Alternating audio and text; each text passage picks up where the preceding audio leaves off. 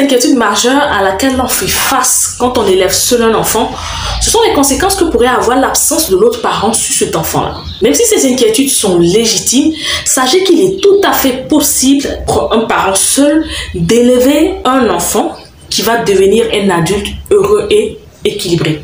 Maintenant, oui, tout va dépendre des actions que vous, en tant que parent, vous allez poser pour gérer au mieux cette situation. Aujourd'hui, dans cette vidéo, je vais donc vous donner quelques conseils qui pourront vous aider à éduquer votre enfant de façon à ce qu'il puisse grandir avec l'absence de l'autre parent sans que cela ne lui soit préjudiciable. Bonjour à tous, j'espère que vous allez bien. Je suis Marie-Louise Baïkoro, je suis maman et accompagnatrice en parentalité. Bienvenue à vous sur ma chaîne YouTube. Si vous cherchez un endroit où vous allez avoir des conseils qui vont vous aider à devenir le meilleur parent pour votre enfant, eh bien sachez que vous êtes à la bonne place, déposez vos valises et ne bougez surtout pas. Bref, revenons à nos moritons. Comment aider un enfant à grandir avec l'absence d'un parent sans que cela n'ait des répercussions négatives sur lui, aussi bien sur le court, sur le moyen et sur le long terme. Je vais donc vous donner 5 conseils pour augmenter vos chances d'y arriver. Le conseil numéro 1, c'est d'expliquer la situation à votre enfant. Pour que votre enfant s'adapte à la situation, expliquez-lui les choses simplement. Vous allez sans doute me demander, mais quel est le bon moment pour expliquer les choses à un enfant? Eh bien, sachez qu'il n'y a pas de bon moment passe-partout. Il faut juste chercher un bon moment qui va s'adapter aussi bien à votre situation qu'à l'âge et à la sensibilité émotionnelle de votre enfant. Cependant, le mieux, c'est de ne pas attendre que l'enfant lui-même se rende compte de la situation et vient vous poser des questions. Maintenant, oui, s'il vous pose des questions, sachez qu'il n'est jamais trop tard pour expliquer les choses. Prenez le taureau par les cornes en lui parlant de l'histoire qui entoure sa conception. Parlez-lui aussi de l'autre parent, surtout sans animosité. Parce que le tout est que votre enfant ne sente pas votre haine envers l'autre parent, si vous en avez bien sûr, et qu'il ne sente pas non plus votre tristesse face à la situation. Sinon, cela va le rendre triste. Si vous êtes complexé face à la situation, votre enfant a de nombreuses chances d'être complexé face à la situation, d'avoir l'impression qu'il n'est pas normal par rapport aux autres enfants. Ensuite, faites comprendre à votre enfant qu'il n'est en rien responsable de cette situation et que ce sont des incompréhensions entre adultes qu'il pourra comprendre plus tard. Enfin, rassurez-le en lui disant que vous l'aimez de tout votre cœur et que vous serez vous toujours là pour lui. Mettez en avant les autres personnes de votre entourage qu'il a dans sa vie, bien sûr, qui elles aussi l'aiment beaucoup, comme par exemple ses grands-parents, ses tantes, ses oncles, ses cousins, ses amis, etc.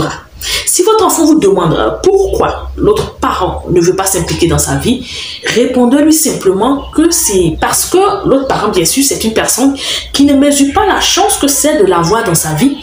Et surtout, faites-lui comprendre que le plus grand perdant, ce n'est pas lui. Je parle de votre enfant, bien sûr. C'est plutôt l'autre parent qui n'aura pas la chance d'apprendre à le connaître. Le conseil numéro 2 que je vais vous donner, c'est celui de ne pas faire de l'absence de l'autre parent un sujet tabou. Il y a des parents qui, même s'ils expliquent la situation à leur enfant, créent de façon intentionnelle ou pas un climat dans lequel c'est tabou, c'est haram, de ne serait-ce qu'évoquer l'autre parent. Ce sont des cas par exemple où le parent est vraiment irrité, il est triste ou voilà, il ne supporte pas vraiment que son enfant évoque l'autre parent. Je peux comprendre, vous comprenez qu'en tant que parent solo, la situation puisse vous faire souffrir. Cependant, ce n'est pas à votre enfant de subir vos douleurs. En effet, s'il vous voit pleurer, je vous l'ai dit un peu plus haut, s'il vous voit être triste ou énervé, chaque fois qu'il aborde le sujet de son parent qui est absent, il va finir par se sentir coupable et puis arrêter de le faire pour vous protéger ou pour protéger votre relation. Parce que déjà, il a perdu l'autre parent, il ne va pas vous perdre vous. Alors même si cela vous fait vraiment mal, ne rechignez pas à lui donner des informations qu'il demande sur son géniteur ou sa génitrice. Parce que cela fait partie de son histoire et pourrait même peut-être l'aider à construire sa personnalité, surtout s'il tombe vers l'adolescence.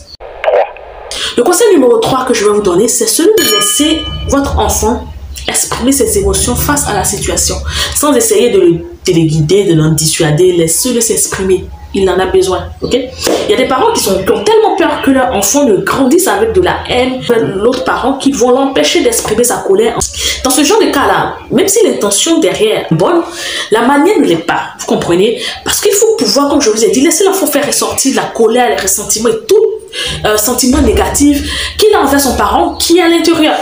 Parce que si vous l'en empêchez, il va garder tout cela au fond de lui et ça va lui causer des blessures plus graves qui, sans doute, je vous dis bien sans doute, hein, auront des conséquences négatives sur lui plus tard. Il peut être quelqu'un de colérique parce qu'il a trop gardé de la colère en lui. On ne donne que ce qu'on connaît, que ce qu'on a au fond de soi. Donc laissez-le digérer la situation et pardonnez à son rythme.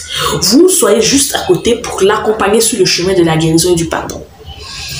Autre chose, laissez-le aussi exprimer sa tristesse face à la situation et même être à l'aise pour vous en parler sans le faire se sentir comme une personne faible. Attention à ce que vous lui dites quand il vous en parle. Exprimer sa tristesse n'est pas un signe de faiblesse, mais un signe de notre humanité.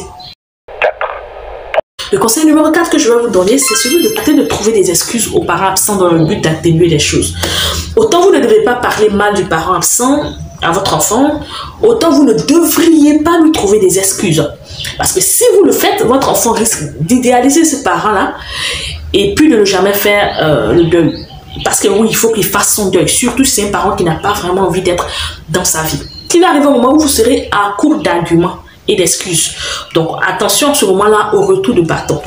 Soyez toujours sincère et transparent envers votre enfant, et cela même si vous pensez que la vérité va lui faire mal. Croyez-moi, il saura encaisser si vous-même, en tant que parent, il sent que vous arrivez à encaisser. Nous sommes le pilier. Parce que plus tard, s'il apprend que vous lui avez menti avec vos excuses là, il risque de vous en vouloir et de ne plus pouvoir faire confiance aux autres.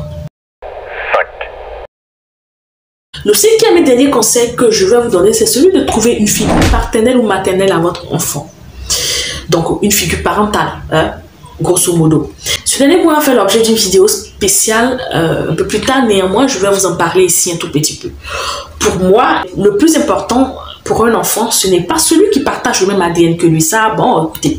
Ce qui est important, c'est celui qui va prendre soin de l'enfant, qui va répondre à ses besoins physiques, émotionnels. Donc, si vous avez la possibilité, présentez un autre modèle parental à votre enfant. Un modèle parental qui sera stable, fiable, affectueux et sécurisant afin de combler ses besoins. Là, c'est très important, mais faites attention à l'absence que vous allez choisir. Hein. N'allez pas prendre quelqu'un qui va faire plus de mal que de bien à l'enfant. Voilà, ainsi prend fin cette vidéo-là. J'espère qu'elle vous aura été vraiment bénéfique. Je vous donne rendez-vous pour une autre vidéo tout aussi instructive. Ciao!